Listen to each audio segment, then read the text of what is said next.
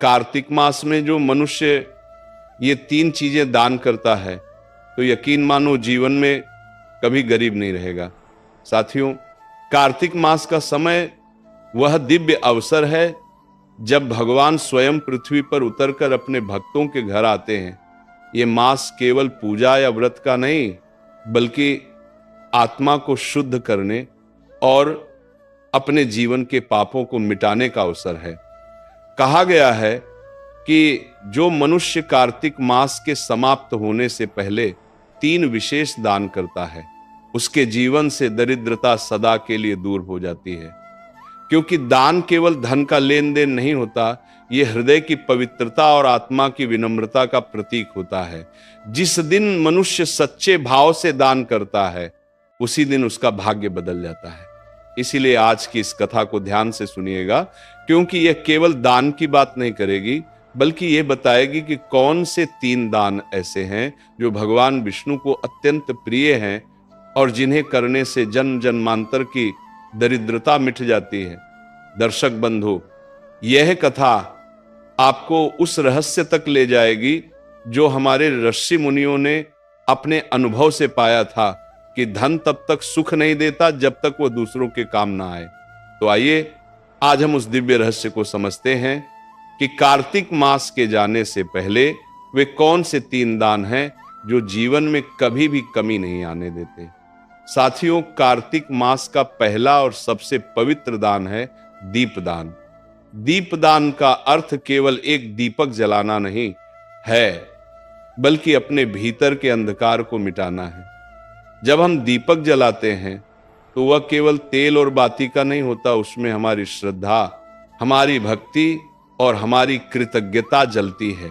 कहा गया है कि जब व्यक्ति तिल के तेल का दीपक जलाकर भगवान विष्णु, तुलसी माता और गंगा मैया के नाम से दान करता है तो वह स्वयं अपने जीवन का अंधकार मिटा देता है। प्रिय भक्तों, जब कार्तिक मास की संध्या बेला होती है और सूर्य पश्चिम दिशा में ढलने लगता है, तब वो समय सबसे शुभ होता है। उसी समय अपने घर के आंगन में तुलसी के पौधे के पास या किसी मंदिर में तिल के तेल का दीप जलाइए और उस दीप को जलाते समय मन में ये भावना रखिए, हे प्रभु, जैसे ये दीप अंधकार को मिटाता है, वैसे ही मेरे भीतर के अज्ञान, लोभ, क्रोध और मोह को भी मिटा दीजिए। जो मनुष्य इस भावना के साथ दीप दान करता है, उसके जीवन में कभी अंधकार नहीं रहता। तुलसी माता के समीप तिल का दीपक जलाने का अर्थ यह है कि आप धर्म और समर्पण का दीप जलाते हैं। जिस घर में प्रतिदिन तुलसी माता के नीचे दीप जलाया जाता है, वहां राक्षसी शक्तियां प्रवेश नहीं कर पाती, वहां दरिद्रता नहीं टिकती, वहां कलह नहीं होता। माता लक्ष्मी स्वयं उस घर में प्रवेश करती हैं और कहती हैं, जहां दीपक जलता है वहां मैं वास करती हूं। कार्तिक मास के प्रत्येक दिन और विशेषकर पूर्णिमा या अमावस्या की रात को यदि मनुष्य भगवान विष्णु के मंदिर में जाकर तिल के तेल का दीपक जलाए तो उस दीपक की लौ सीधी स्वर्ग लोक तक जाती है।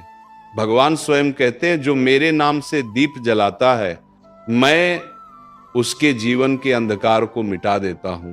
प्राचीन कथा में वर्णन आता है कि एक निर्धन स्त्री थी जो पूरे साल कुछ न कुछ बचाकर कार्तिक मास में दीप दान करती थी। एक बार उसने केवल एक दीप जलाया, परंतु उस दीप में इतनी श्रद्धा थी कि स्वर्गलोक में भी उसकी ज्योति दिखाई दी। भगवान विष्णु ने प्रसन्न होकर कहा, इस स्त्री का कोई भी जन्म अंधकार में नहीं रहेगा, अगले जन्म में वह उसी नगर की रानी बनी।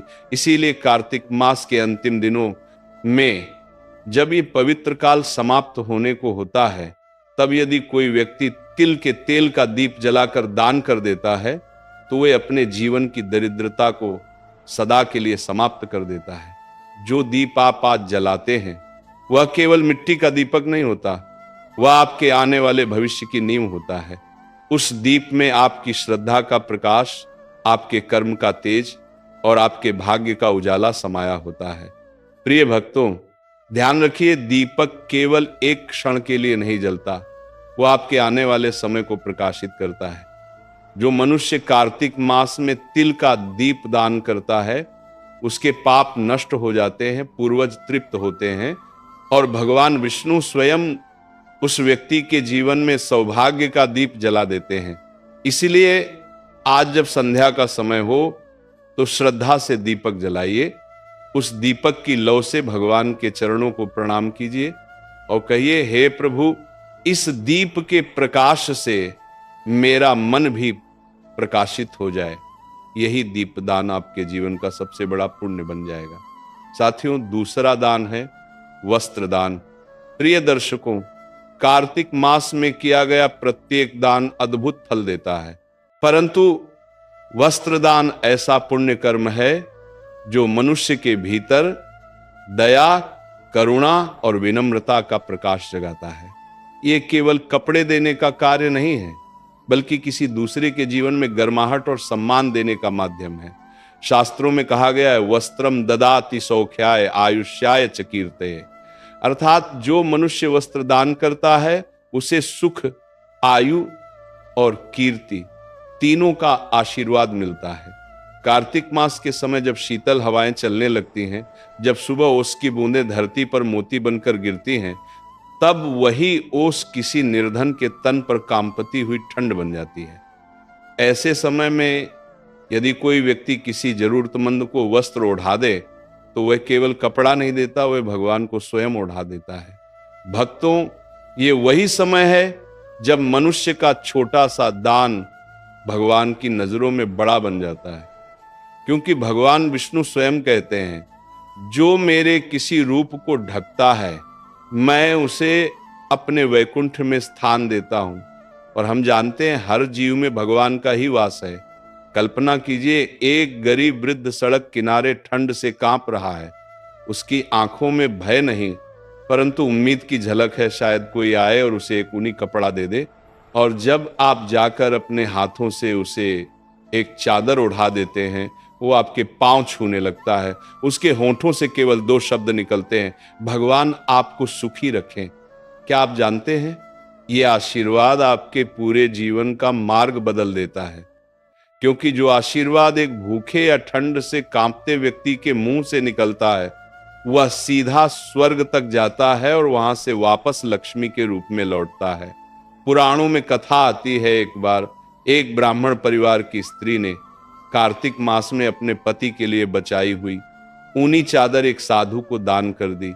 रात में जब वह सोने गई तो उसने स्वप्न में भगवान विष्णु को देखा, जो मुस्कुरा कर कह रहे थे, तुमने आज मुझे उड़ाया है, इसलिए अब मैं तुम्हारे घर को कभी खाली नहीं रहने दूंगा। अगले ही दिन उस परिवार को नगर के राजा से धन, सम्मान और अन्न प्राप्त हुआ। प्रिय भक्तों, वस्त्र दान केवल वस्त्र का त्याग नहीं है, ये अहंकार का त्याग है। दान वही सच्चा होता है जो बिना दिखावे के किया जाए, जो हृदय की करुणा से निकलकर किसी दूसरे के चेहरे पर मुस्कान बनकर पहुंचे। इसलिए कार्तिक मास के इन अंतिम दिनों में अगर आपके पास एक भी नया कपड़ा, शॉल, धोती या साड़ी है तो उसे किसी गरीब, वृद्ध या भूले बिसरे व्यक्ति को दान कर दीजिए, क्योंकि जो तन ढकता है वह मन को ढकने वाले भगवान का प्रिय बन जाता है।